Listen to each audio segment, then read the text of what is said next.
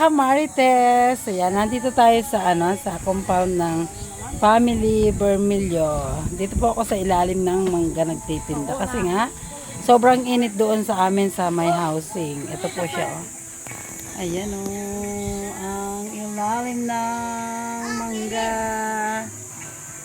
Yan, ito yung mga kasama ko guys. Papakita ko sa inyo.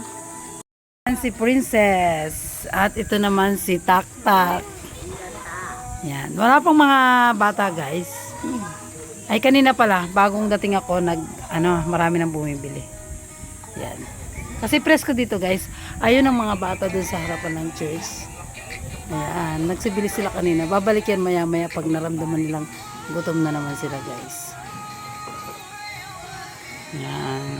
Ayan yung kapatid kong si May. Ayun naman ang aking pamangkin na si Gido. Ang anak ni Gudo. Ayan siya. Ayan. Nagtitinda tayo dito. Ang sarap ng simoy ng hangin dito guys.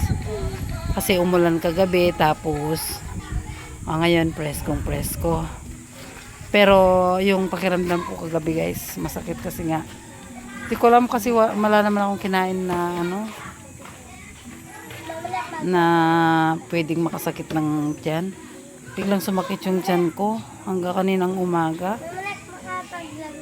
Siguro dahil lang sa yung kagabi kasi ay balik kahapon hindi ako lumabas, natulog lang ako kasi nga galing ako sa ospital doon sa kaibigan ko. Tapos natulog ako kahapon, maghapon na. Tapos tumayo ako ng gabi.